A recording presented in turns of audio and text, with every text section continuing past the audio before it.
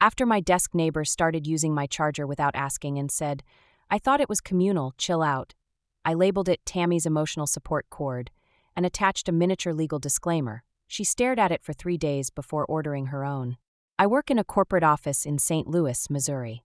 Same seat, same cubicle, same gray lighting for the last 8 years. The people change, but the games stay the same. About a year ago, we got a new hire in our department. Her name's Tammy, and from day one she came in hot. Not in a charming way. She was one of those people who thinks being loud makes her the leader in the room. Always joking too much, asking too little, and respecting even less. At first, I gave her the benefit of the doubt. Everyone wants to make a good impression when they start a new job. I figured she'd calm down once she settled in. She didn't. If anything, she doubled down on her whole "I'm everybody's fun work friend" thing. Our desks were pushed up against each other, side by side. Just a divider between us. That meant anything I had plugged in on the power strip underneath could be reached by her if she just leaned under. And that's where it started. It was a Tuesday morning. My phone was dying, so I pulled out my charger from my bag like I do every morning, plugged it into the wall, and went to get coffee. 5 minutes later, I came back, and the charger was gone. I looked under the desk, assuming it maybe slipped off or got unplugged. Nope. It was plugged into her phone on her side of the desk. I said, "Hey, I think that's my charger." She didn't even look up from her screen. Just said, "Oh, this?" I thought it was communal. Chill out. I waited. I thought maybe she was joking. She wasn't. "I use that every day," I said. "I'd appreciate it if you asked." She smiled like I was being difficult. "Sorry. Didn't think it was that serious." She left it plugged in the rest of the day. I didn't want to make a scene, but I was already steaming. The next day, she did it again. This time I watched her do it. I said, "Hey Tammy, that's my charger again." She gave me this smug little look and said, "Oh, my bad, I just assumed we were sharing. You're always using it." I told her I bring it from home. "It's mine." I even pointed out the initials on the plug. She rolled her eyes. "You're really getting bent out of shape over a charger?" "Yeah, Tammy. I am." So I decided to take a different approach. The next day, I came in early. I plugged in the charger, and then I attached a small laminated tag to it. It read, "Tammy's emotional support cord, do not touch without consent. Violators may be subject to ridicule, memes, or passive-aggressive office-wide emails." On the other side of the tag, I printed a fake legal disclaimer in tiny font like you'd see on a prescription bottle. Something like, "Warning, unauthorized use of this device may result in loss of respect, increased office tension, awkward hallway encounters, and minor curses muttered under breath. Not liable for any damage to social standing or passive-aggressive retaliation." I zip-tied it to the cord and taped the plug so it wouldn't fall off. Then I waited. She came in around 9:05, late as usual, dumped her purse on the desk, leaned under to plug in her phone, then paused. She stared at the label. "Read it. Read it again." Didn't say a word. For 3 days, she didn't use it. She just kept looking at it like it was some puzzle she couldn't figure out. Like I'd changed the rules of her little game, and she wasn't sure how to win anymore. On day 4, she came in with her own charger. Brand new. Still had the plastic wrap on it. That should have been the end of it. But Tammy didn't let things go. She started making comments. Not directly to me, of course, but loud enough for everyone around to hear. "This office is so uptight," she said once while heating up her oatmeal. "Some people really act like they invented electricity." Or, "God forbid you touch someone's holy charger. Might get sued."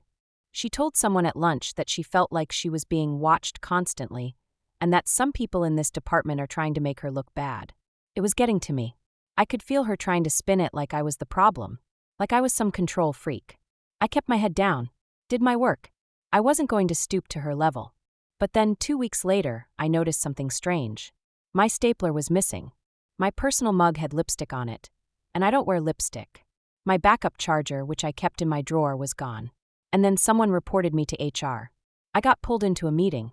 Tammy's raised concerns about a hostile work environment, the HR rep said. She mentioned a situation with office supplies and labels that made her feel targeted. I explained everything. Showed them the charger. Showed them the messages I had from coworkers who saw her take things off my desk.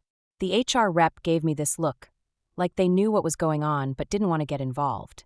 "We just want to make sure everyone feels comfortable. Maybe try to avoid unnecessary conflict." So now I was the one being told to chill out. I didn't even know how to respond. I felt small, like I was the kid in school getting in trouble for getting bullied. That night, I went home angry. I didn't sleep much. My wife could tell I was stressed. I told her everything. "You need to do something," she said. "Because if she's messing with your stuff and trying to get you in trouble, what's next?" She was right. This wasn't about a charger anymore. It was about power. And Tammy thought she had all of it. But she didn't know who she was dealing with. I started paying attention. Every day, I wrote down exactly what time I arrived, what time Tammy arrived, what she said, and who was around to hear it. I took pictures of my desk in the morning and before I left. I bought a small USB drive that looked like a normal flash drive, but it was a voice recorder. I left it charging at my desk during the day. I wasn't looking to start a war. I just wanted proof. And proof is exactly what I got. On a Thursday afternoon, 2 weeks after the HR meeting, I checked the recorder at home. I caught Tammy talking to someone from marketing, whispering by her desk. "I swear, I'm going to get that guy written up. He's so passive-aggressive. That whole charger stunt? Total psycho energy. I mean, who labels their stuff like that? I'm just waiting for him to snap. I'm playing the long game. The long game." She said it twice. She laughed after saying it. The next day, I accidentally left a printed copy of that transcript in the shared printer tray. Didn't say a word. Just left it there. I watched from the kitchen as Tammy walked by, picked up the pages and froze. I could see her read the words. Her eyes went wide. Then she shoved the pages in her purse and stormed out. That was a Friday. On Monday, she showed up with a big smile and a box of donuts. For the office. She didn't even look at me. But that smile, that wasn't kindness. That was fear. I thought she'd back off now that she knew I had dirt on her. I was wrong. Things escalated. A week later, I came back from lunch and someone had wiped mustard across my office chair. Like, thick, gross yellow streaks right where my back would be. My sandwich was gone from the break room fridge. My calendar had been flipped to the wrong month and someone scribbled Anger Issues Awareness Week on it in red Sharpie. And worst of all, someone went into my Outlook account and sent a meeting invite to our regional manager titled, "How to Deal with Difficult Female Coworkers." It got flagged immediately, of course. IT traced it back to my IP address. But the login had happened while I was out at lunch. And guess who never logs out of her computer when she leaves? Tammy. I had to go to another HR meeting. They were a little more serious this time. They said prank behavior was being investigated. They brought in someone from compliance.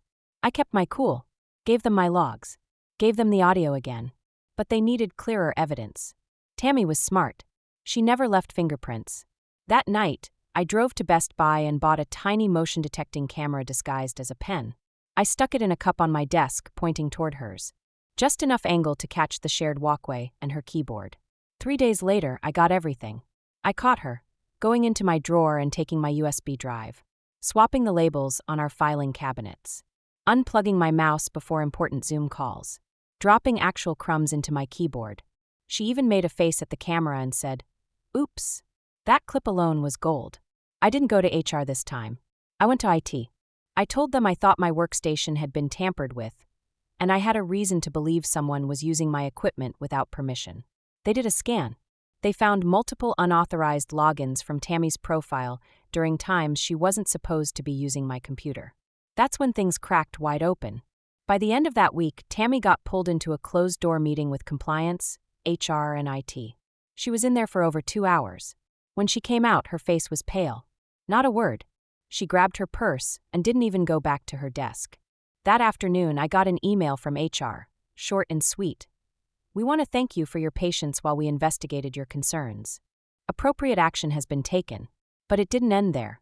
2 days later, Tammy came back to clean out her desk. Her smile was gone. No donuts this time. But that's when she pulled her last move. She went around the office one by one, whispering to everyone about how I had set her up. He recorded me without telling me. He planted things on my desk. He had this whole vendetta against me from day one. She even went to my supervisor, Sharon, and cried. "I just wanted to be part of the team," she said. "He made me feel unsafe."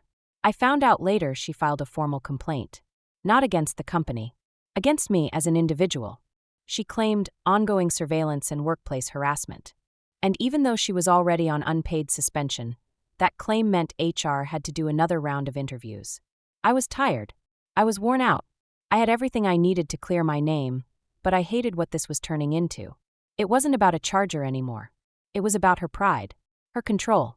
She couldn't stand losing. So I gave her something she really couldn't control. I sent everything to my attorney.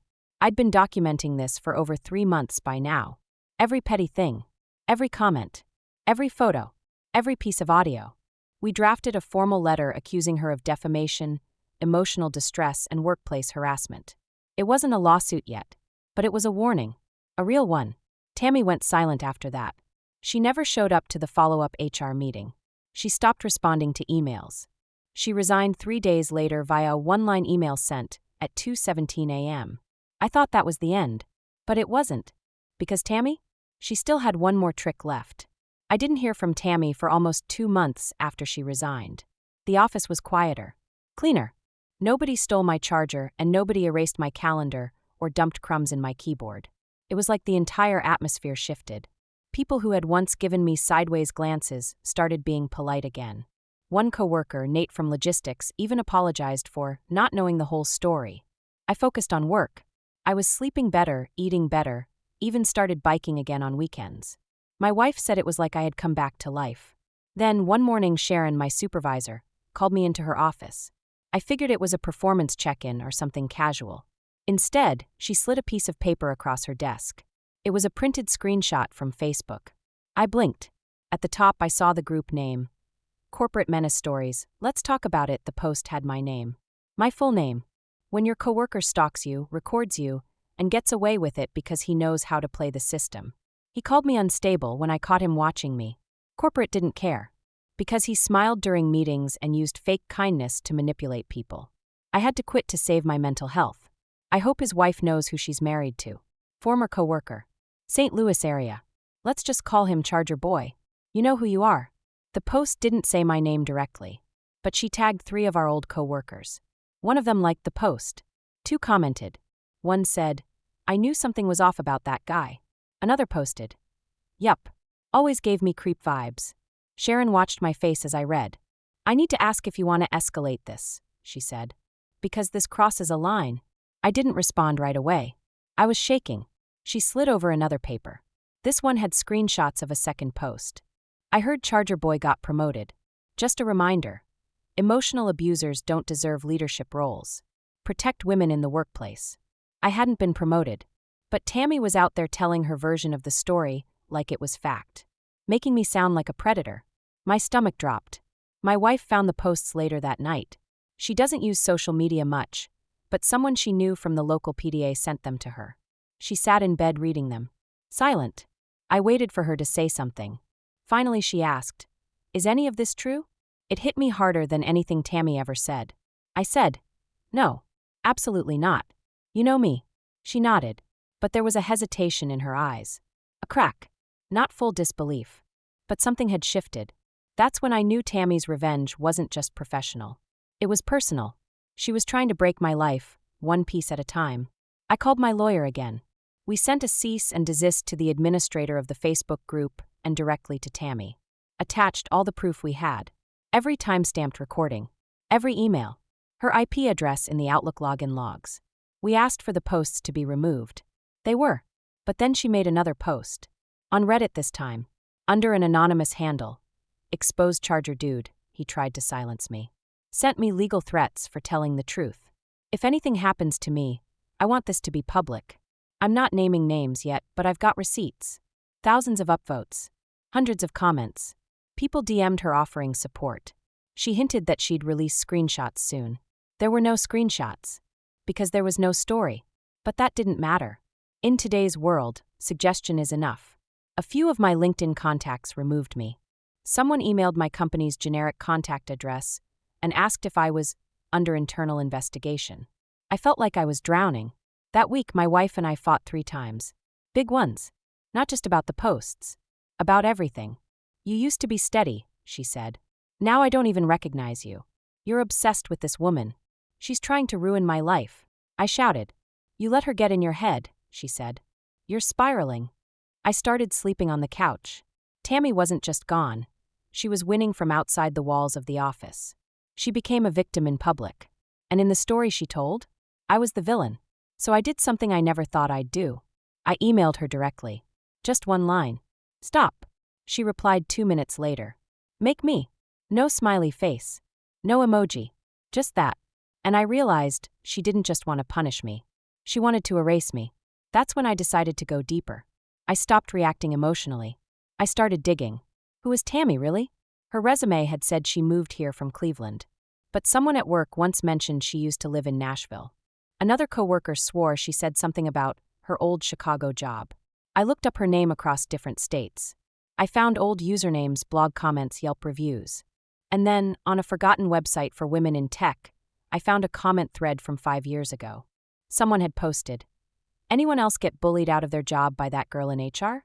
Think her name was TL something. Blonde hair, real manipulative. Pretended to be friends, then turned everyone against me. I swear she's a professional victim. 2 replies. Both similar stories. Different cities. Different companies. Same pattern. And then one line in a comment that made my blood run cold. Watch your back if she starts calling things communal. That's her favorite word. It was her. Tammy had done this before. More than once.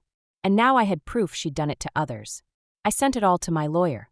We started working on something bigger than just a cease and desist. But I wasn't just thinking about lawsuits anymore. I wanted to take my name back. I wanted her to feel the consequences. Because she didn't just cross a line. She lit it on fire and danced in the ashes. And I was done letting her hold the match. It took 4 more months to put everything together. 4 months of calls with the lawyer, digging into public records, reaching out to people on LinkedIn, Reddit, and even those old comment threads. I didn't do it for revenge at first.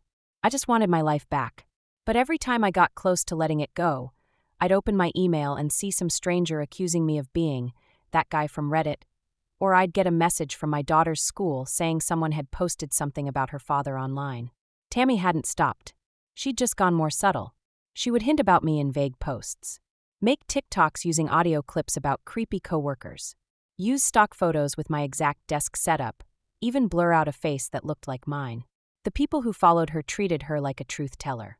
She built a following from it. Meanwhile, my marriage was falling apart. My wife, Jordan, was emotionally checked out.